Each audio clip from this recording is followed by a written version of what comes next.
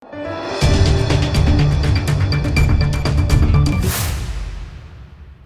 દર્શક મિત્રો, આપ જોઈ રહ્યા છો લોકમૈત્રી ન્યૂઝ. હું છું એન્કર અર્પિતા પટેલ. હવે જોઈએ અગત્યના સમાચાર.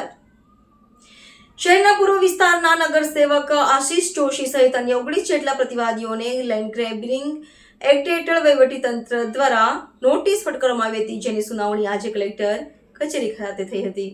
વડોદરાના પૂર્વ વિસ્તારના ભાજપાના બરખાસ્ત થયેલા નગરસેવક સહિત મહાદેવ મંદિરના પૂજારી લેન્ડ ગ્રેબિંગ એક્ટ હેઠળ વહીવટીતંત્ર દ્વારા નોટિસ આપવામાં આવી હતી, જેની સુનાવણી આજે કલેક્ટર કચેરી ખાતે થઈ હતી, જેમાં 20 પ્રતિવાદીઓમાંથી 11 જેટલા પ્રતિવાદીઓને આપેલ નોટિસ સુનાવણીના અડધા કલાક પહેલા પરત ખેંચી લેવામાં આવી હતી.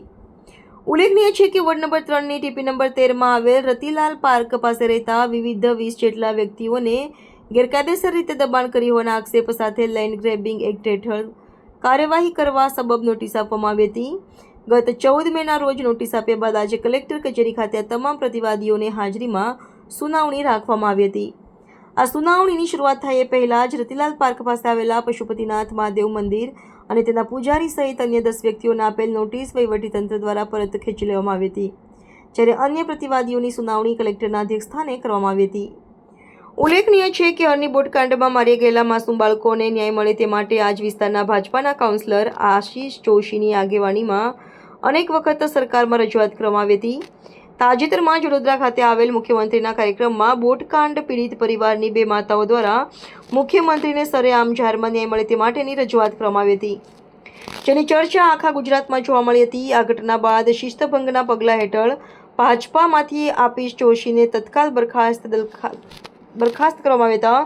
તેઓને બરખાસ્ત કર્યા બાદ હવે વહીવટીતંત્ર દ્વારા તેમની ઉપર ગેરકાયદેસર જમીન પચાવી પડવાના આક્ષેપ સાથે લેન્ડ ગ્રેબિંગ એક્ટની નોટિસ પાઠવવામાં આવી હતી, જેની સુનાવણી આજે હાથ ધરાઈ હતી. અલબત્ત સમગ્ર સુનાવણી દરમિયાન હની બોટકાંડના પીડિતોના વકીલ હિતેશ ગુપ્તા પણ આ સુનાવણી દરમિયાન હાજર રહ્યા હતા અને તેમને આશીષ જોશીની તરફેણમાં દલીલો કરી હતી. હાલ તો વહીવટીતંત્ર દ્વારા પ્રતિવાદીઓની દલીલ સાંભળ્યા બાદ આગામી સમયમાં યોગ્ય નિર્ણય લેવાનું નક્કી કરવામાં આવ્યું છે.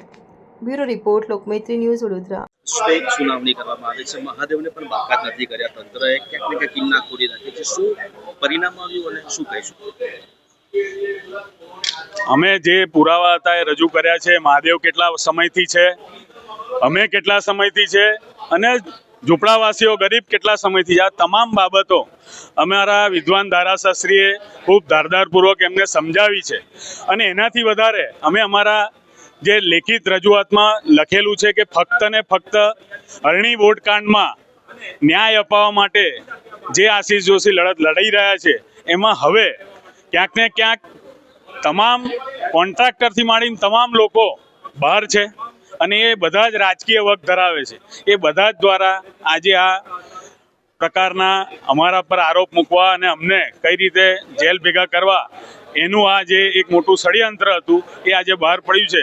અને અડધો કલાક પહેલાં જે એમને સદબુદ્ધિ આવી છે, મહાદેવે આપી છે, અને જે નોટિસ પાછી ખેંચી છે એ પણ બહુ મોટો મુદ્દો છે કે મહાદેવને આપેલી નોટિસ અને બાકીના 10 ઝૂંપડવાસીઓને બી નોટિસ આપી એ પાછી ખેંચી છે.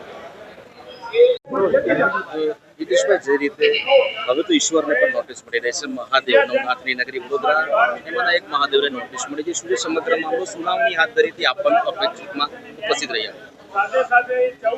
મૂળ 20 જણને રતિલાલ પાર્કમાં રહેતા લોકો અને એમાં આશીષ જોશીની સાથે સાથે બીજા અન્ય 19 જણ, જેમાં નવનાથ મહાદેવ મંદિર અને એના પૂજારીને પણ ઉદ્દેશીને નોટિસ આપવામાં આવેલી હતી. પરંતુ આ કાર્યવાહી જે છે એ અમારું ચોક્કસ માનવું હતું કે કોઈક ને કોઈક ભ્રષ્ટાચારીઓના દોરી સંચારથી જ આ આખો એક ટાર્ગેટ કરવામાં આવી રહ્યા છે આશીષ જોશીને. અને આશીષ જોશીને જે આ ટાર્ગેટ કરવામાં આવ્યા એનું પાછળનું મૂળ કારણ કે આશીષ જોશી જે હરણી લેક ઝોનમાં જે 12 બાળકો અને 2 શિક્ષિકાઓના મૃત્યુ થયા એમના માટે જે લડી રહ્યા છે સતત જાન્યુઆરી 2024થી અને ભ્રષ્ટાચાર થયેલો છે 2015-16-17માં એ ખુલ્લો પાડવા માટે જે લડત આપી રહ્યા હતા એમાં એમને જે સસ્પેન્ડ કરવામાં આવ્યા, સસ્પેન્ડ કર્યા પછીની આ કાર્યવાહી છે. અને એટલા માટે જ આશીષ જોશીને ટાર્ગેટ કરવાની સાથે સાથે બાકી બધાને કર્યા. પરંતુ 20 જણને નોટિસ આપ્યા પછી સુનાવણી થતાં પહેલાં જ ભૂલ પોતાની જણાઈ આવી કે અમે કંઈક ખોટી નોટિસો આપી છે. એટલે 20માંથી 11 જણને તો નોટિસ આપીને સુનાવણી પહેલા જ નોટિસ પરત ખેંચી લીધી છે. લોકમૈત્રી ન્યૂઝ સાથે જોડાયેલા રહેવા અમારા યુટ્યુબ ચેનલને સબસ્ક્રાઇબ કરી ફેસબુક અને ઇન્સ્ટાગ્રામ પેજને લાઇક અને શેર કરો.